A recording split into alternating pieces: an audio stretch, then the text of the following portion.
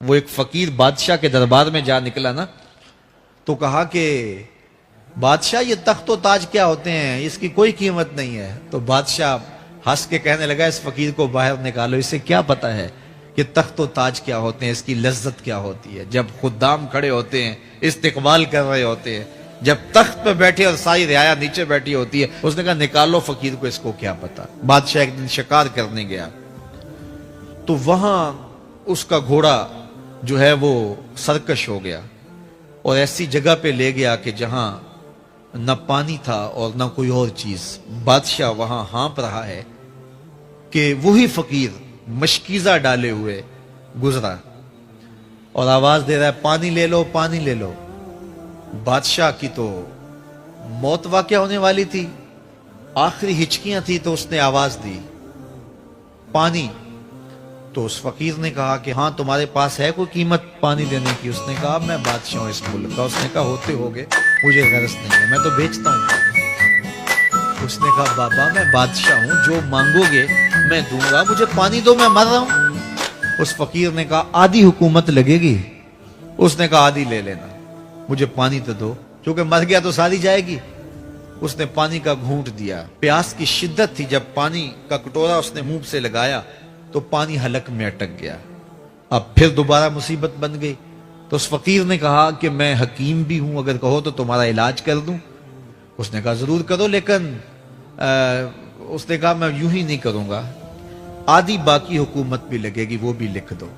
اس نے چمڑے کے اوپر لکھوا لیا، ساری حکومت لکھوا لی، اور اس نے اس کا علاج کیا فوری۔ جو اس کے پاس ٹوٹکا ٹونا تھا تو اس کا پانی حلق سے نیچے اتر گیا۔ بادشاہ گھوڑے پہ بیٹھا واپس آیا، وقت گزر گیا، عرصہ بیت گیا۔ بادشاہ پھر تخت پہ بیٹھا تھا، وہی فقیر بھیس بدل کے دوبارہ آ گیا۔ پھر اس نے نصیحت کی کہ آخرت کو یاد کرو، یہ دنیا کچھ نہیں ہے، 4 دن کی کہانی ہے۔ بادشاہ نے کہا تو میرا خیال ہے پہلے بھی کبھی آیا تھا، تو نہیں سمجھتا تخت و تاج کی لذت کیا ہے۔ اس نے کہا اس کی کوئی قدر و قیمت نہیں ہے، چھوڑ اسے، آخرت سب کچھ ہے۔ تو اس نے کہا نکالو اس فقیر بابے کو، یہ اس دن بھی آیا تھا تو آج پھر آ گیا ہے، اپنی راہ لے بابا۔ اس فقیر نے اپنے تھیلے سے وہ چمڑے کی دستاویز نکالی جس کے اوپر اس نے ساری حکومت لکھ کے دی تھی۔ اس نے کہا بادشاہ یہ ہے تیری حکومت کی قیمت، صرف 2 گھونٹ پانی، جس پر تو نازاں ہے، جس پر تجھے فخر ہے، تو قبل اس سے سورج مغرب سے طلوع ہو جائے، توبہ کا دروازہ بند ہو جائے، سانسیں اٹک کے حلق تک آ جائیں، اور ہماری زندگی کا دفتر سمیٹ دیا جائے، اور پھر پچھتائیں ہائے جو چند لمحے ضائع کیے، ہائے جو زندگی برباد کی وہ کیوں برباد کی۔ کل کے پچھتاوے سے بہتر آج کا پچھتاوا، زندگی پلٹ ہوگا، وقت پر کافی ہے ایک قطرہ بھی آب خوش ہنگام کا، جل گیا جب کھیت برسا می تو پھر کس کام کا۔ آئیے میں اور آپ اپنی زندگی کو مالک کی چوکھٹ پہ، مالک کی دہلیز پہ لے جائیں، اس کے حضور سچی توبہ کریں، رجوع لائیں، اپنے گناہوں سے معافی مانگیں، وہ کریم ایک آنسو سے سارے گناہ معاف کر دے گا۔ اپنی آخرت کی تیاری کریں، کاروبار دنیا بھی کریں، لیکن اصل ہماری زندگی آخرت کی زندگی ہے۔ صحابہ کو خندق کھودتے دیکھا تو پیار آیا تو یہی کہا اللہم ان العیشہ عیش الآخرہ، اے اللہ زندگی تو آخرت کی زندگی ہے، فاغفر للانصار والمہاجرہ، میرے انصار کو بھی بخش دے، میرے مہاجروں کو بھی بخش دے۔ تو اللہ تعالی ہم سب کی مغفرت فرمائے۔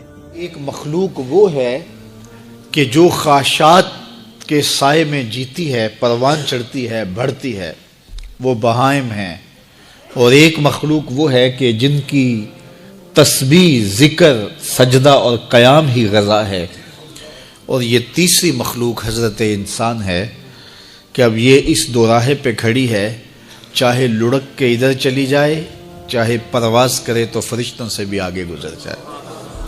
اب یہ اس کا اختیار ہے۔ حضرت انسان اللہ کی تخلیق کا شاہکار ہے، تو وہ لڑک کے چوپایوں جیسے کام کرے تو پھر چوپایا تو وہ ہوا ہی ہوا، لیکن فرمایا بل ہم عدل، بلکہ چوپایوں سے بھی گزر گیا ہے، اس لیے کہ چوپائے کے پاس تو تھا ہی وہ جو اس نے کیا، اور اس کے پاس چراغ علم بھی تھا، جگمگاتی راہیں بھی تھی، जन्नत के रास्ते भी थे, ये आसमान की तरफ परवाज करने की बजाय ज़मीन की तरफ लुढ़क गया तो ये चौपाइयों से भी बदतर है।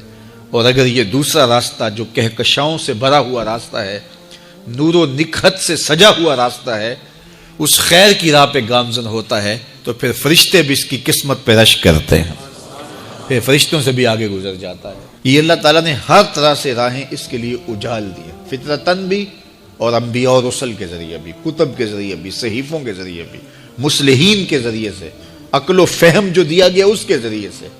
यदि इंसान के लिए कोई शक वाली बात नहीं कि उसे पता ना हो कि ये रास्ता खैर का है और ये रास्ता शर का है, ये उसको अच्छी तरह आगाही दी गई। जब कोई चोरी करने लगता है, दीवार फलांगता है, उसका दिल धड़कता है, ये अल्लाह ताला की तरफ से वार्निंग होती है कि तो गलत काम करने जा रहा है। जब कोई डाका मारने लगता है, नाका लगा किसी को रोकता है, तो उसका दिल डरता है कि तू जुर्म कर रहा है। जब बदकारी को करने लगता है तो उसका दिल डोलता है कि तुम गलत काम करने जा रहे हो। जब कोई किसी को कत्ल करने लगता है, तो जब वो मकतूल पे हमलावर होता है तो दिल डोलता है कि तुम गलत कर रहे हो। हत्ता कि दीवार रखते हुए हमसाए के 2 इंच भी दबाने लगे तो दिल डोलता है कि तुम गलत कर रहे हो।